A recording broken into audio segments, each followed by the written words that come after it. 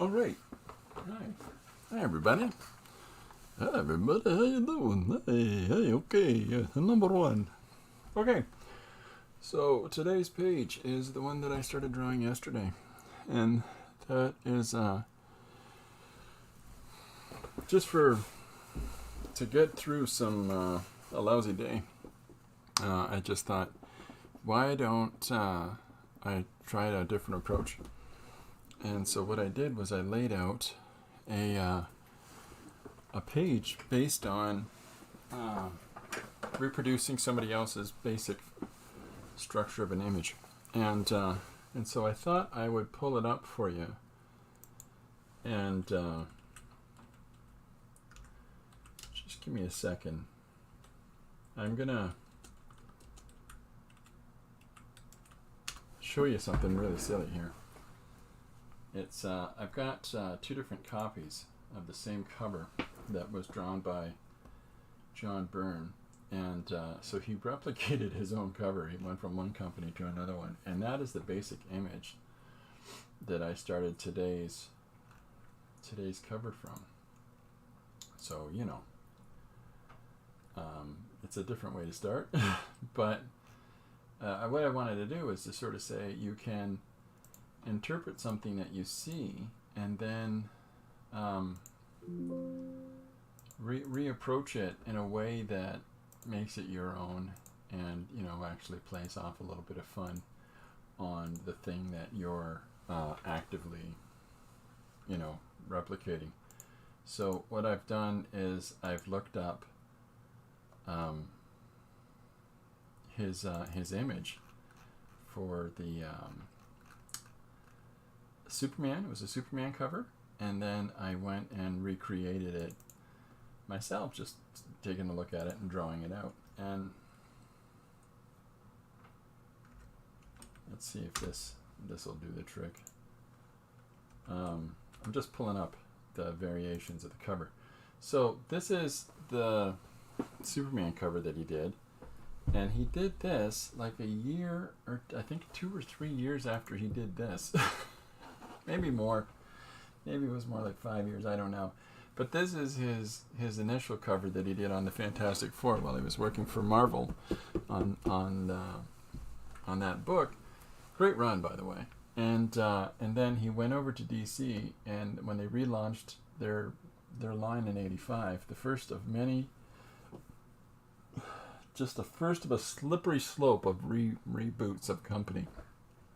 And so you can see his character in the center here is a pastiche of Superman, and then you've got a fire guy, a rock guy, the air person, and then at the bottom the water person. And so when he goes over to DC to work on the Superman book proper, he does your fire guy, your rock guy, your invisible person, and your water person.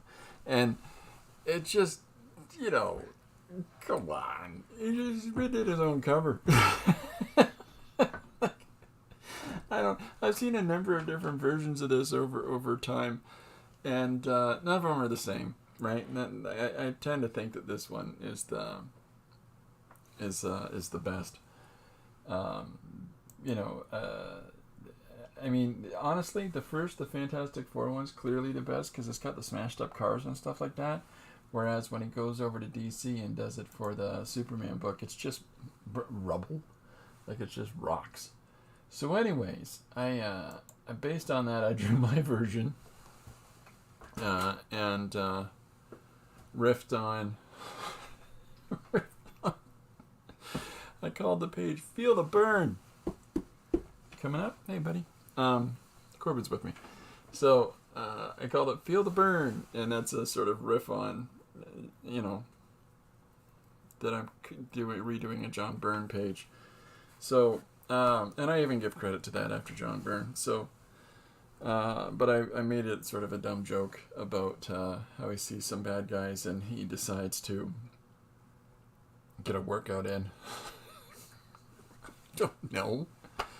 I don't know. Don't look for a deeper meaning there, I guess. But anyways, it was a fun cover to do, and there's things that I might do differently the next time, but I'll zoom in a little bit here. So I'm pleased with so I got some details in the background. I did them in that light blue that they have in the DC cover, and I've emulated the DC colors for the characters, but just toned them out, toned it down a little bit, for heaven's sakes. Tone it down.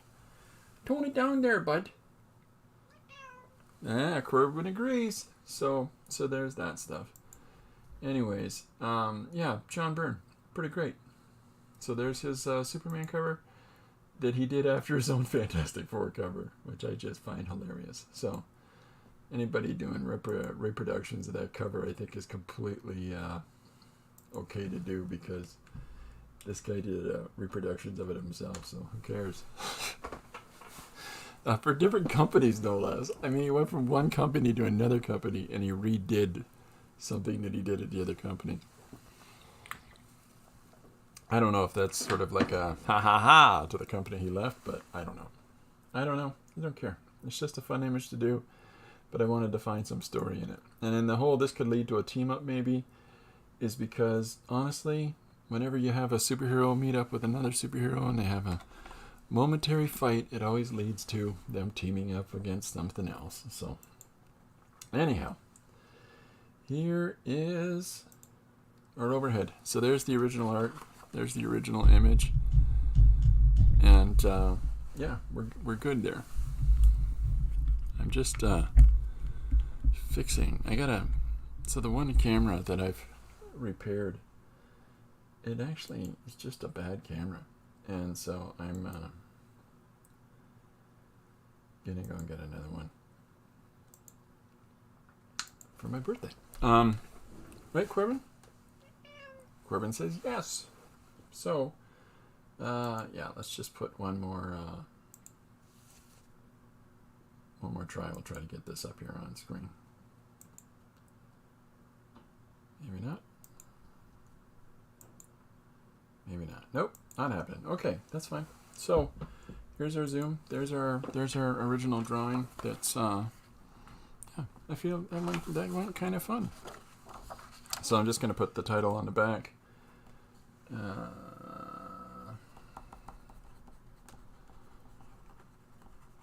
And it's not based on a suggestion today. So my point is, yesterday I was having a rough day. My cat that I'd had for about 15 years passed, and so Corbin and I were not feeling happy. So we decided to just do something for its own sake. So, you can draw whatever you like.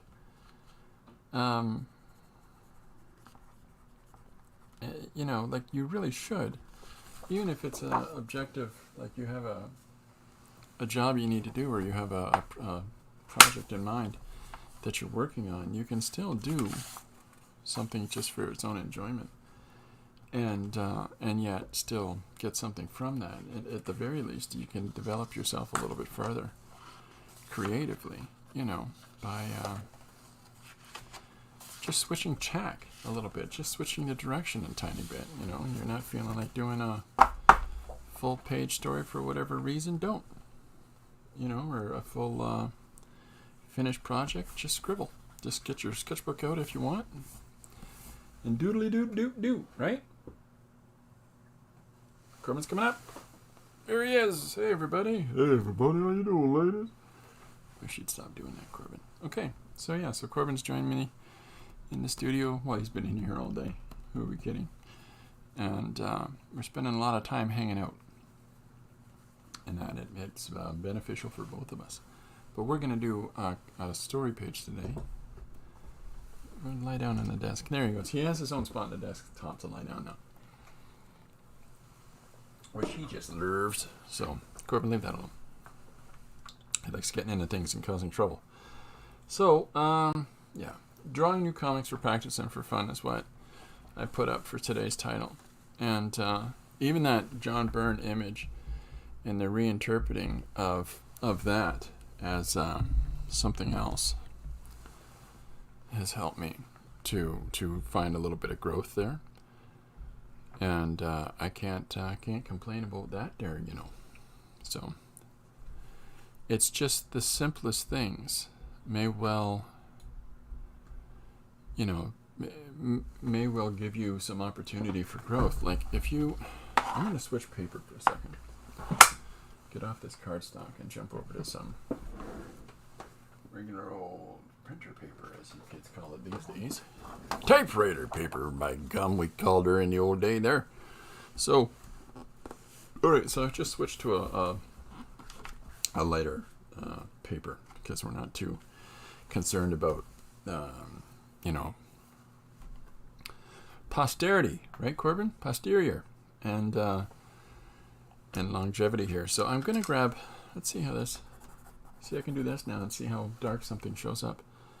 So I got a pencil. One of the things that, you know, just plotting out crazy comics and crazy ideas, you can do this by just finding some images that you enjoy.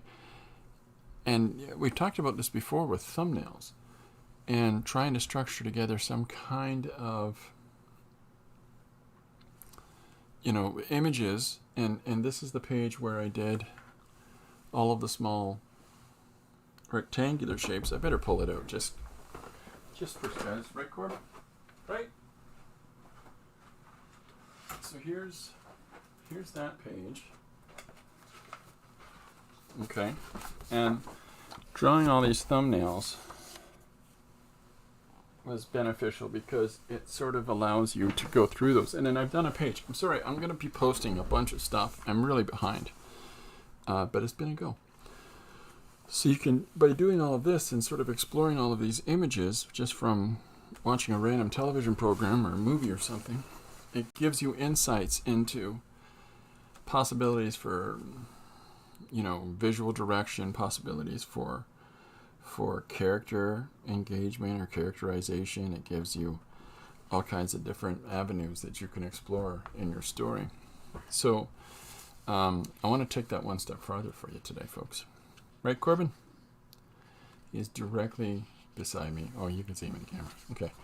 So I want to take it one step farther. And so how I thought I'd do that is we'll just grab this Sharpie. Hey, I'm really sharp. Okay, so maybe is there a black one of these, Corbin? Is there a black Sharpie?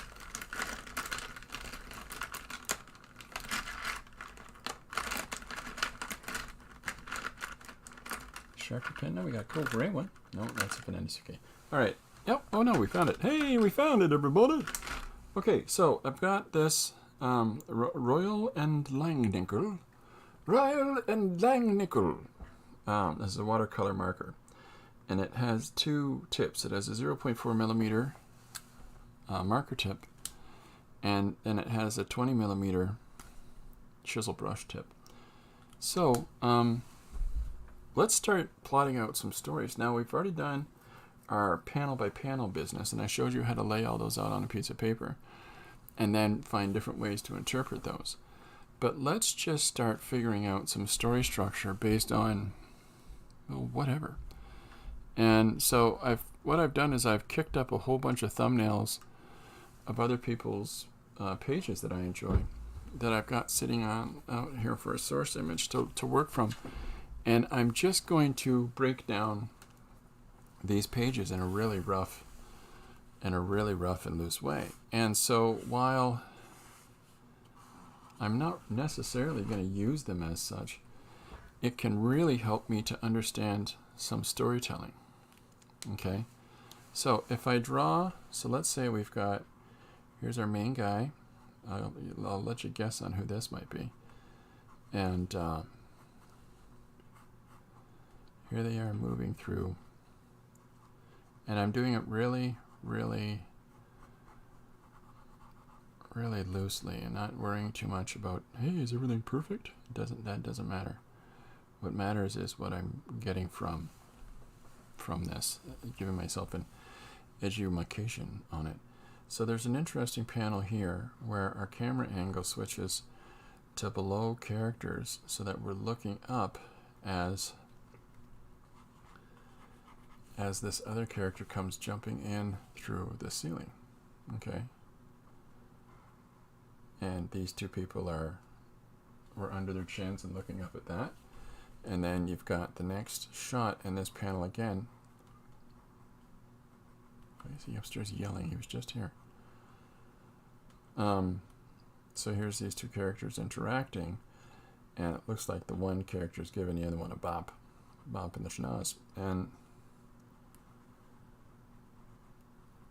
so we'll draw that panel. And then it takes a course correction change in the story, and I don't like it. So I'm going to remove it. And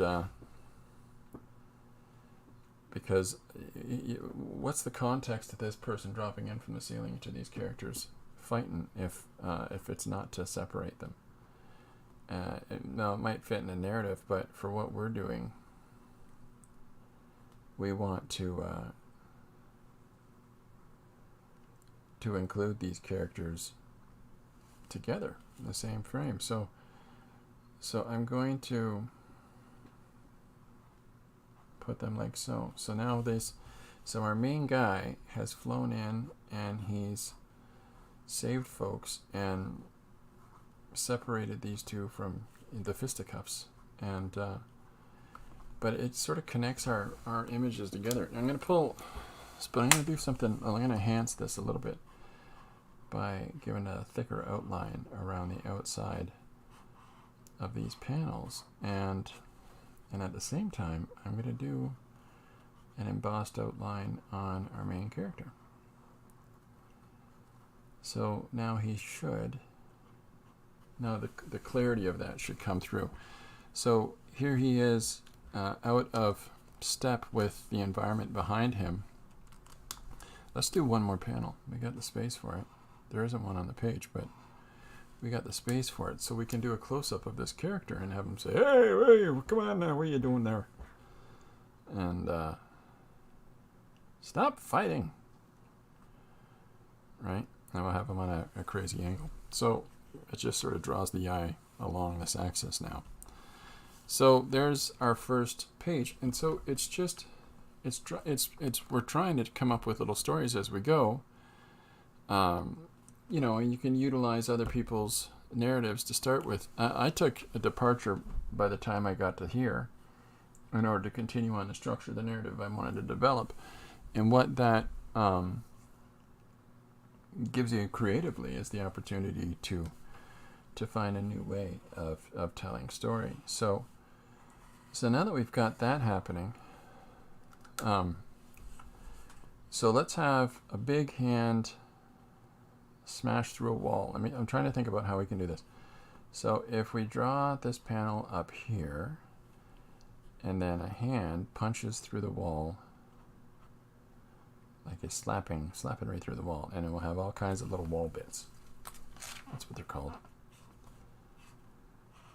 So here we'll do a nice solid panel there, and here's all these wall bits as his hand is smashing through. Okay, and we can do little silhouettes of these three characters, that were in the fisticuffs. So as the hand comes flying through with all the broken bits, here's where we reframe those three together. And in our next panel, hi Maritza, we'll come into this scene larger. So we'll focus more on the activity of the three people that we're facing off. So we'll take this and we'll zoom it up, basically. And we'll cut back to this larger scene so that they're like, what? What are you doing here? And here's the guy trying to stay in between the other two fighting. So there's a little stick figure man of that. And we've got, I'm going to put a second fist there. And then our third guy is this one who's, locking horns. Hey, just like Schwarzenegger and Carl Weathers. No, not quite. That's just a big handshake. All right. I hope everything's going well, Maritza. So here's these two now, and the guy in between, and they're focusing in on. So let's put a shadow of this character in our foreground, so that they're coming into this scene. So we've got them punching through the wall. Here they are in the background, and then we'll put the wall in like so, and then here these two characters are, and the scene, we can discolor the scene so that, you know, this is all black up top here. Why don't I just do this? We've got the technologies to do the blacking.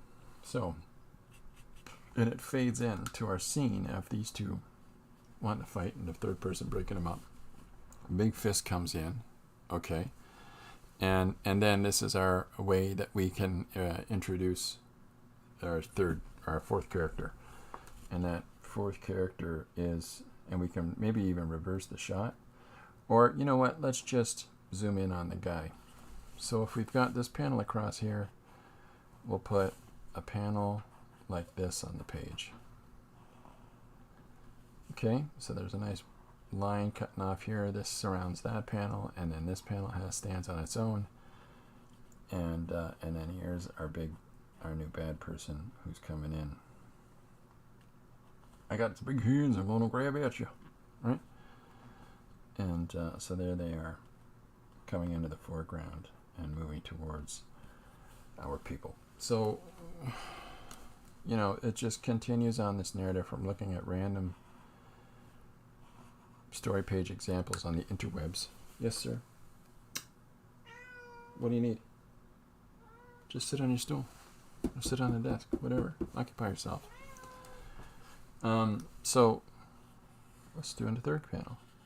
So my point is that by practicing this sort of a technique out of just trying to interpret stories in this really thumbnail-y kind of a way, what you're making happen for yourself is you're developing and you're furthering your facility for page layouts and for interpreting story, and trying to craft interesting narratives with the panel location. I'm going to do something silly in a second, where I'm going to switch this from a portrait to a landscape format and see what that does for us. And, you know, we'll see where that goes. Let's see. Have I got any other thingamajigs? Yeah. Okay. So how about the next panel? So now we've got the bad guy who's jumped in and said, "Hey, come on, we'll piece of this." And so now the three that were in a big disagreement are this, and this is the sort of joke that I was making about the page earlier, is that, hey, this could lead to a team up. So here the three are now, where they're all teamed up together. We're going to fight the bad guy. And so it just becomes a case of finding, you know, interesting and compelling poses for the three, but also sells the idea that they're working together now, because they're no longer facing off against each other. The directional eye movement is all going that way for the three of them. It's actually going that way, but you know. And you know, and then we'll draw our third one. Yes. He's very needy for attention right now because he's lonely. You know. So then we'll put the fist here, this one, so here the three are ready for the fisticuffs against the other person instead. And so just giving them slightly different stances, just to say something different about how each character moves. So there's the three of them now that are all, you know, ideally, you know, I would reduce that down in the panel so that maybe it was actually, here's the three here. And then as the bad guy's hand is in the foreground or something like that, that could work very readily. But what do you need? Come on up. So, okay, so there we go. And we'll cut to an internal panel that's peeking inside here. actually, let's just cut it right across. All the way. And the pose that the person had last time, where they were with their hands, we can just have those hands now doing this. Corbin, now? So there's the glowing zaps, and then we'll have energy projected out this way. So, and then we'll have the view of this person in behind. So, and then we can have our 3 characters here that we have up top. Woohoo! They're all flying backwards. And let's have this one like this. And then a third one. Trying to cover up, but they're going wee as well. So there's the response for these guys from that one. And but what we've done now is we've managed to, and just playing with story and just exploring a little bit, we're putting together, this is just, it's like practice, but at the same time, there's so much that you're going to learn. There's so much that you're just, oh, I'm just drawing a stupid story. Just playing around while I'm sitting here. Started with a premise, and then I've just run with it ever since. So, you know, and you can do all kinds of things, like have the background here behind them all valued out, right? So it carries over that dark motif, previous page, so that when you do see big zap of the bad guy, it really does stand out. You know, it does make an impact. And so when you see the third panel where they're all lit out, now you got something happening there. And I mean, I would play with some sort of directional motif of intensity around the character in that panel. But so we've got 1, 2, 3, 4, 5, 6, 7, 8, 9, 10, 11. So let's go back. Let's step back to this motif with the numerous panels on the side, because I thought that was fun. So if we've got the one character is knocked right out, okay, like this, and we'll have another character who's now concerned. Hey, are you okay? And then the next one is, here they are turning over, and we'll have their arm resting back, and here's the person that's knocked out again. And the second person is also waking up and saying, what hit us? And so as they go to get up, then you can go back to the big panel, okay, the big reveal thing. So here's this person climbing to their feet. We've still got another person knocked out, but they'll get up again. Anyways. Little, hey, I'm going to punch you in the nose. And this person can be getting up as well. Let's have them get up in a different way, though, because they're different characters. And, you know, it's the whole idea of it. Now, honestly, the way that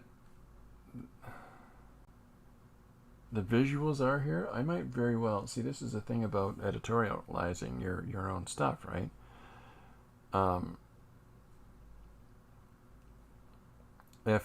If you've got direction, so here's these two now charging. Now, this is what I mean by direction, is that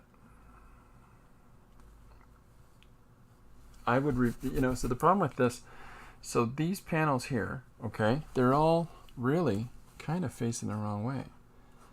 Because if I'm going to have the direction going towards the big bad here, okay, that's going to be on this side going, wah! They should all be turned around to face this way, towards the bad guy. We've knocked them all head over heels here, so now we can switch the orientation of them. So While number 1 is okay, I would reorientate that one, and that one. Right? 2 to 4, reorientate. So, and that way they're all looking at the bad guy, who's, you know, let's mirror the first page, the first pose, but we'll have the bad guy with the hands on the hips, and then it's a step to the right.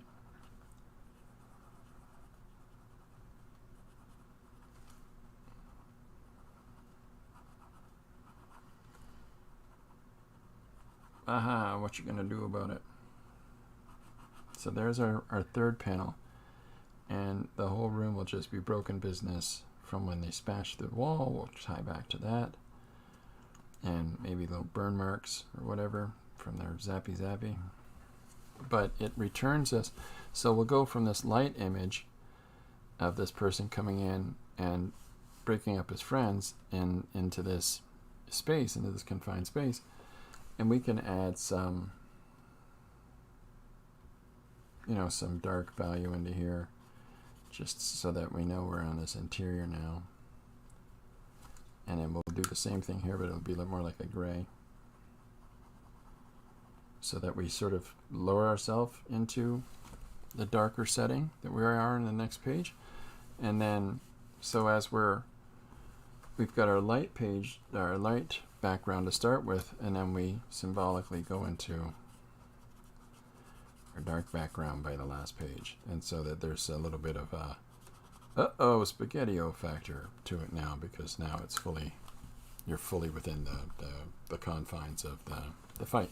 So there's laying out this story structure of the 4 pages, right, where hero hears fellows disagreeing and breaks it up. Okay? Wall is smashed through.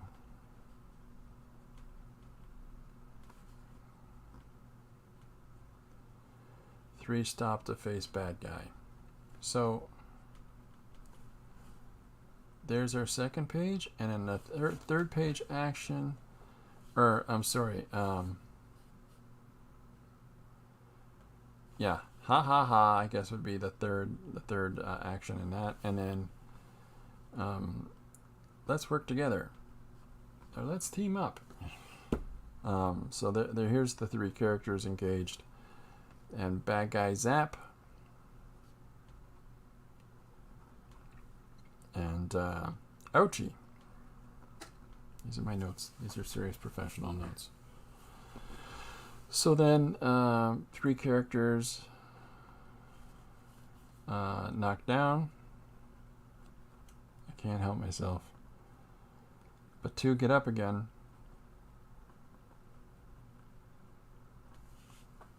Yeah, just like this song. And charge bad guy. Tough guy. Tough bad guy. So there's our 4 points, 1, 2, 3, 4 in that one. So there's the structure of our page, and it's just fun. It's just playing with shapes.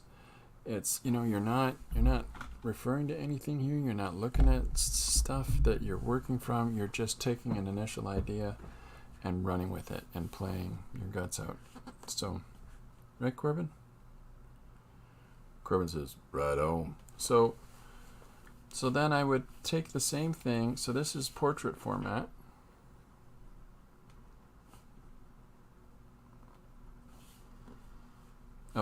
And then I'll make a note here for myself for later, and that's reverse horizontal panels 2 to 4.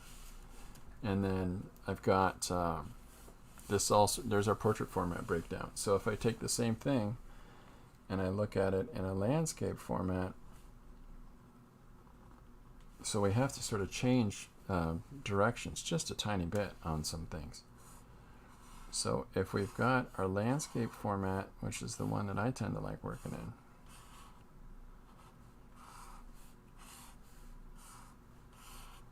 just draw those out in advance. Okay. So here's our pages layout based on the pages that we've already done in the portrait format. We're going to try to approach that now this way. Now we've got 5 panels that are interacting here on their first page. And so if we've got a different directional momentum, we can apply it, you know, so if we know we're going to end off with our guy going, hey, you guys cut it out, you know. Right, Corbin? Corbin thinks you guys cut it out is great. He yawned when I said it. That's how I know. So here's our guy in the final panel. But in order to get to our guy in final panel, we need to lead ourselves up to it. So if he's flying in the top one, we know that by this point here, he's, you two cut it out. So he's breaking him up in this panel. Okay, similar to on our one up above, or number 3, or I guess it's panel 4. And he's got the 2 of them now. Hey, I'm going to punch that one in the nose. I'm going to punch that one in the nose. You chocolate my peanut butter. So if we go and we throw this next panel in up here, where the 2 are fighting, okay, and we can maybe even put these 2 together. Or, better yet,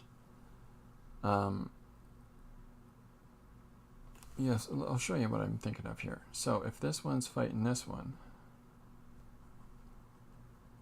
like so, and we've got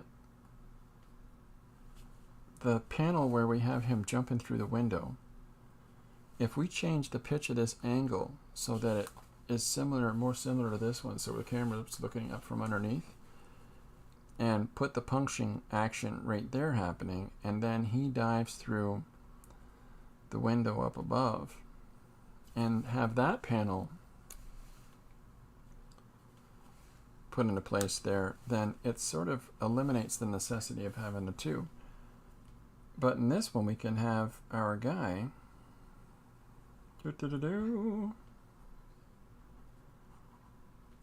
flying into the scene from a different directional angle now.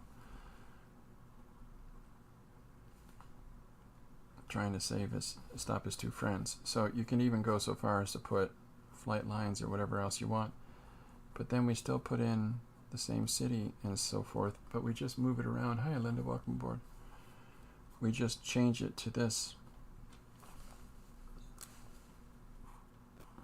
a little more thick, a little more wide panel.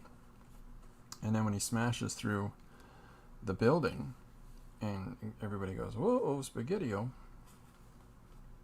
we can even do something silly like have the top of the panel break open. So there's our landscape format of the same page. And so if that's number 1, and that's our number 1. Okay, so then we've got the same sort of stuff. Like he's already said, hey, break it up. You guys cut it out. And then here comes the big hand smashing through the thing. You really don't need to change much here. You can have this final panel again with the, you know, the bad guy. We'll even go so far as to pop them out of it. Hey, I'm going to get you. Oh, look out. You're in trouble now. And here's the 3 of them that are all, what? You know. But we can push this a little farther in and take that silhouette of the character. So let's put this panel up here where our whole hand smashes through the wall. Boom, boom, boom, right? And the 3 of them are, you know, you. And scripting, huh? Genius. So now in this, in this second panel down below, in the down below this top panel, in the center area is where we can draw this, but it's got a little more dramatic intensity to it, because if we've got our 3 characters and they're all looking over at him going, like, dude, who's this guy? Right, this guy. So So here's these three now. And then there's the third one. Okay, and now we can put more of our baddie into play here. So instead of just being a shoulder silhouette, now you've got much more of their body coming through here, and it just becomes a larger, more intense presentation of that character. And we'll just black them right out.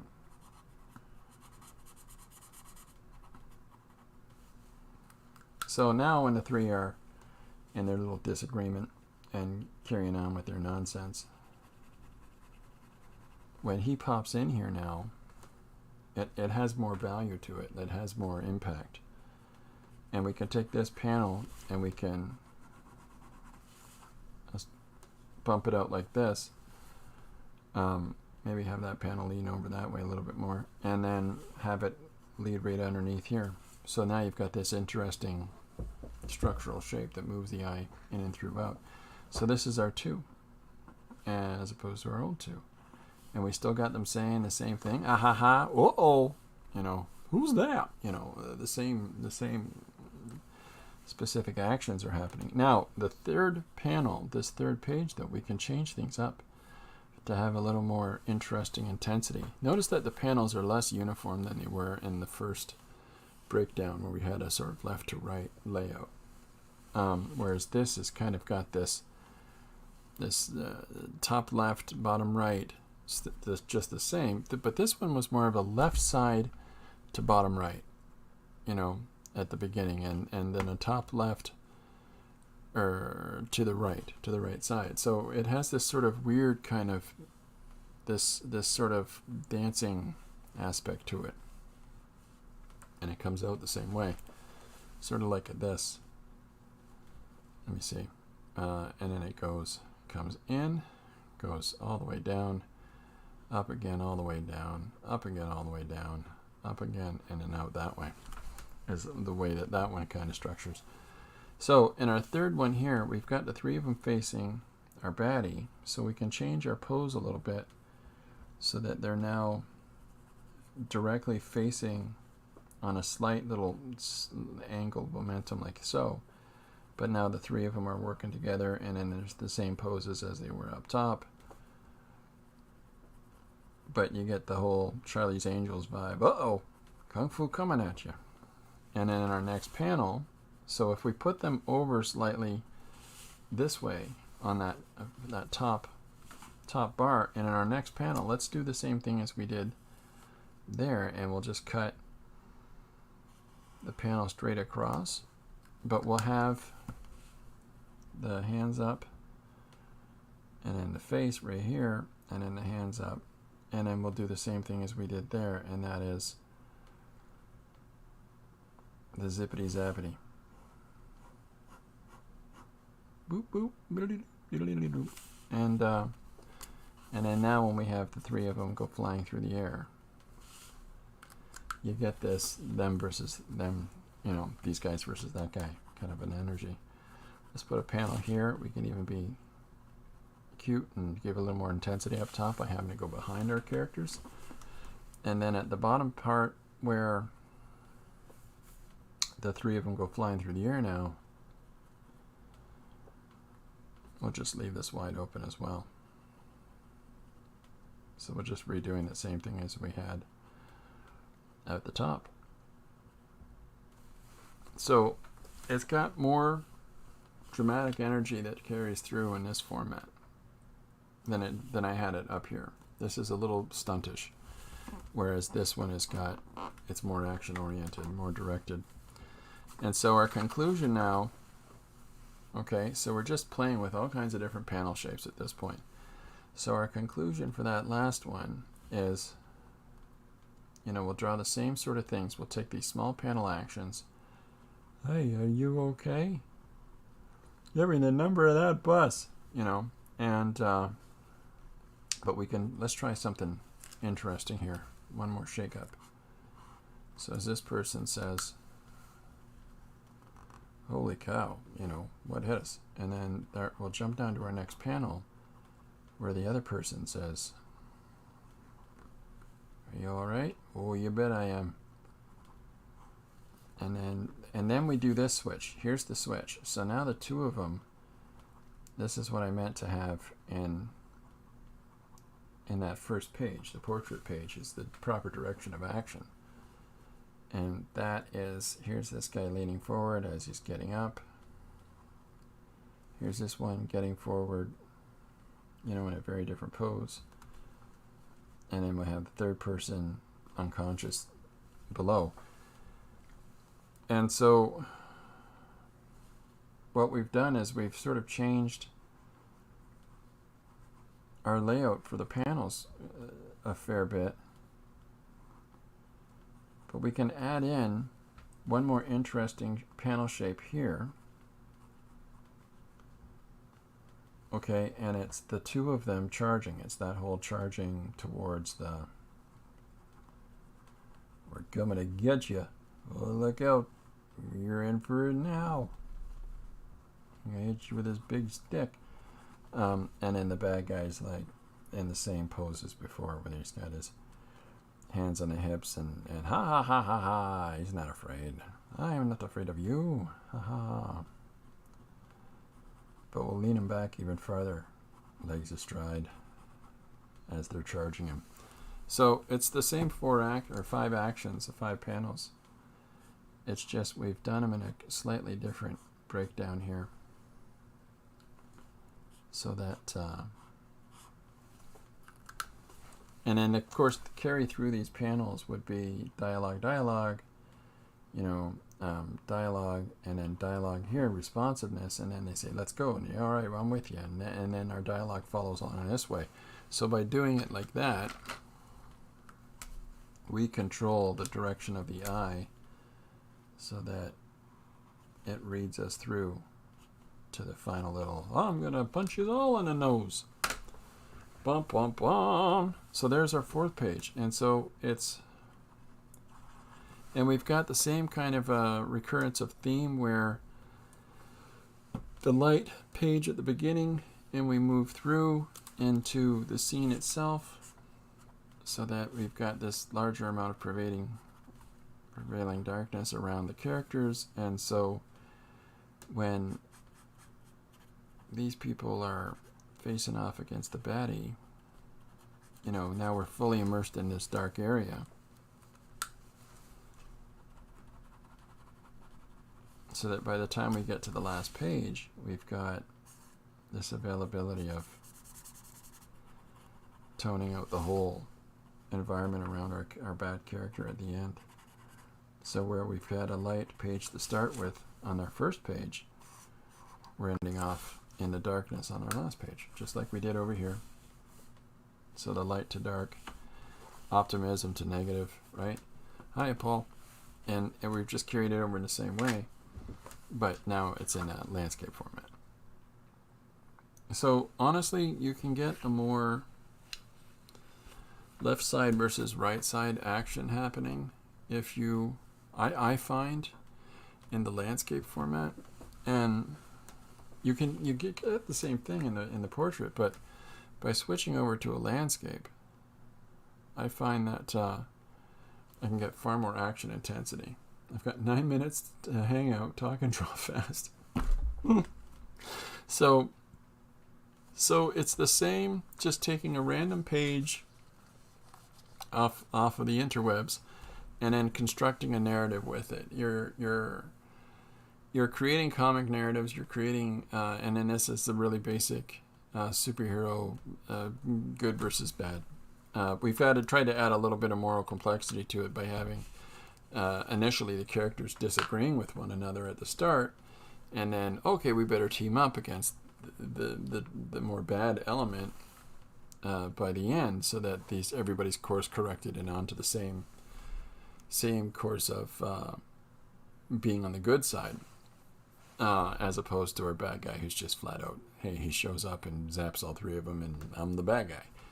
So it's a really basic narrative of good versus evil, but we've tried to make it have a little more teeth by adding in that they don't get along aesthetic. So that if they're teaming up together, now this is something that maybe the reader doesn't look into as deeply, but creatively, if we want to add some deeper value, some deeper resonance to our characters, and recognizing that they don't get along, they're not all of the same mindset, but if they're going to team up against that person, that clearly defines the other person more specifically as bad.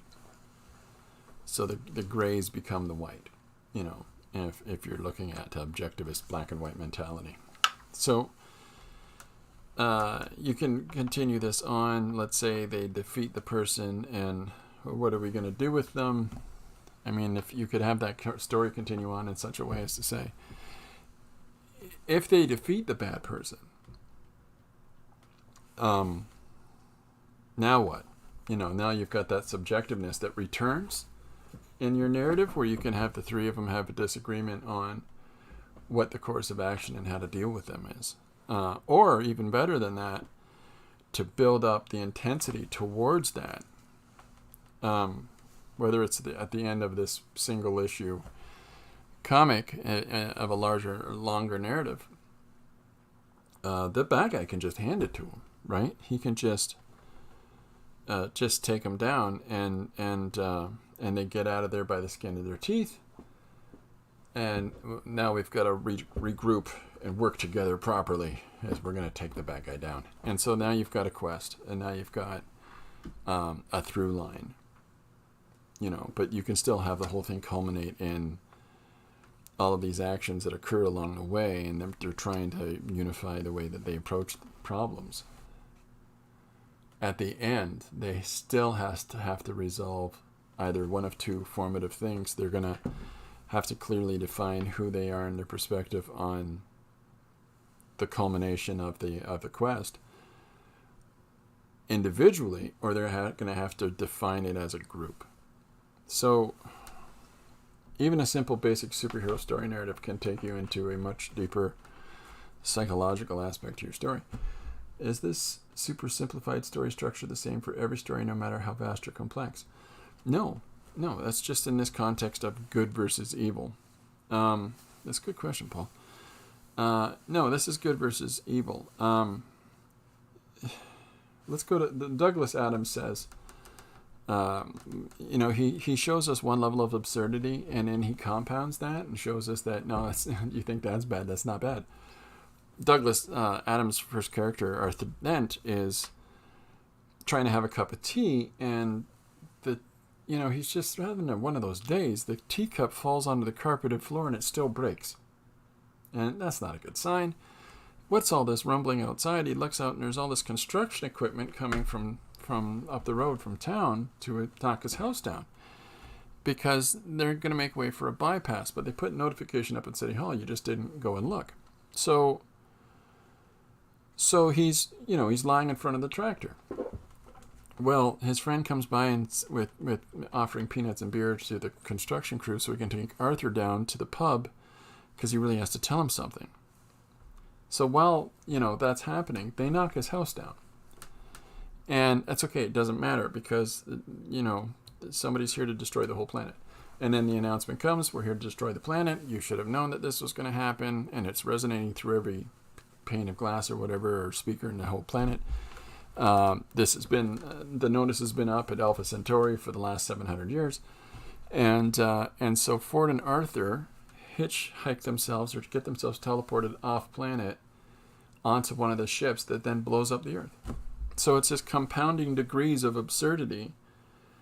That's a completely different structure, simplified story structure narrative of bad course of action, worse course of action, even worse course of action, and it's just this raising stakes. Raising stakes is a very different application of story narrative than, just starting from goods gather, bad comes, good versus bad. There's a really interesting video on the interwebs of Kurt Vonnegut talking about story structure and doing a lecture of that to students at school. And he talks about how, Cinderella, happy dappy family, everything's good. Mom dies. And the story narrative line drops. And dad meets somebody else. Oh, there's prospect here, but he marries her. She's nasty and she's got worse daughters. Drops again. And, but then she meets a fairy godmother. And the fairy godmother says, here's a chance for hope and happiness and everything that you're being denied because your sisters are going to a ball without you. And she meets the prince, but she's got to be out of there by 12 and back down again. And, and it's this climb, this arc and drop. And, as opposed to Kafka, which starts here and it just drops off into nothingness. It's just very different story direction. Or, the worst stories, of course, are straight lines or flat lines. So if you can have some little interest in the dips and climbs, like having one hero show up to break up a disagreement between the other two heroes, and then the big bad arrives, and the three of them have to galvanize and come together. You've got here comes a mighty hero, and then he's got to break up his two friends. Little slight downturn in the arc, and then deep drop. Here's the bad guy. Bad guy threatens them all, and the big climb because the three are now together. So at the very minimum, you're back up on the same plateau. But then he goes wow and zaps them, and then that galvanizes them, so you climb up even higher because now they're gonna face them off together. And so if you look at narratives in a story structure like that, as rising and climbing lines, then you can see how the emotional weft of the piece should go and how the direction of intensity should go for the reader. What are the key things that we want to, those little moments, where those points on that graph, if you're looking at it in that sort of a way. So, no, the simple story structure isn't the same no matter how vast or complex. But the underlying idea is there. A lot of people think that the principal story of all stories is the quest narrative, like Luke Skywalker, so on and so forth. It's not. It really isn't. There's so much more to it than that. There's so many more interesting hooks and turns that can happen in a story. The foundational thing is that whatever character enters into the scenario, there has to be some sort of substantive change for them when they leave it. It's mom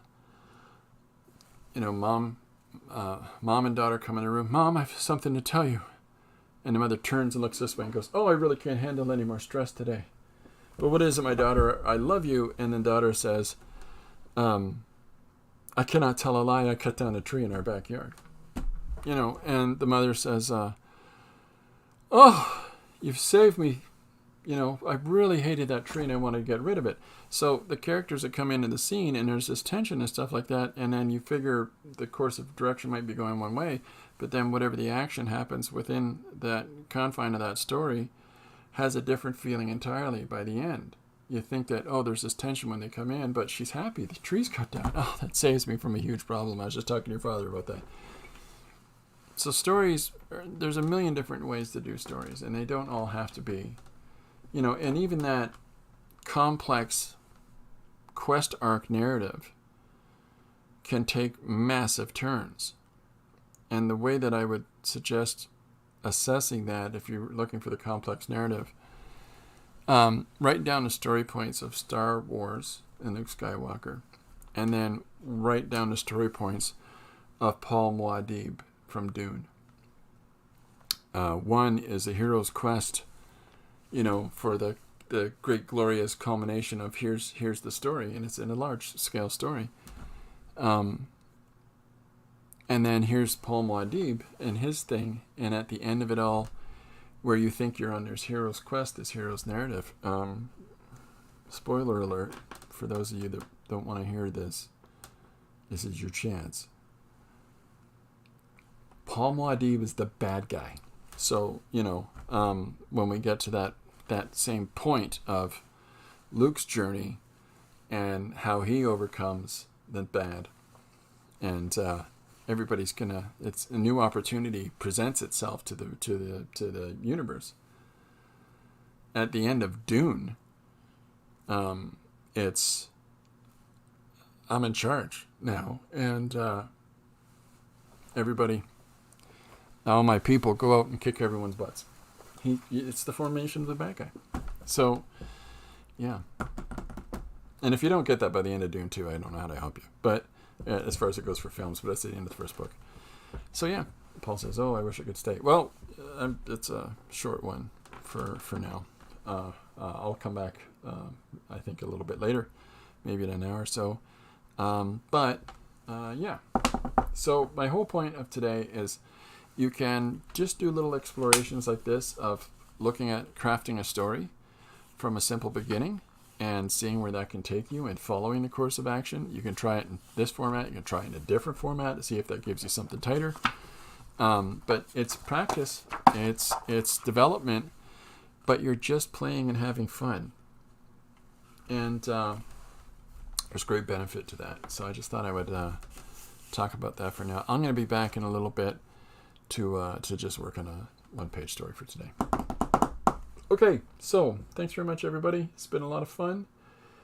There's today's page, riffing on John Byrne, and yeah, I hope this is interesting to folks and has been in any kind of way helpful. And thank you very much to Linda, the moderator with the mostest.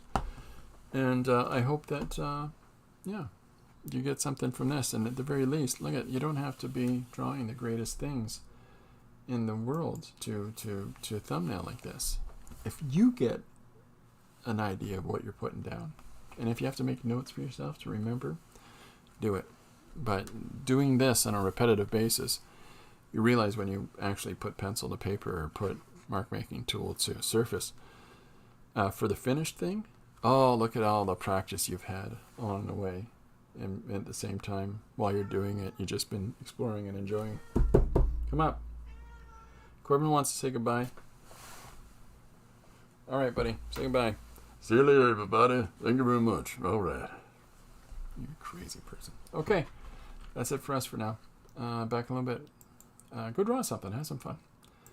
Thanks.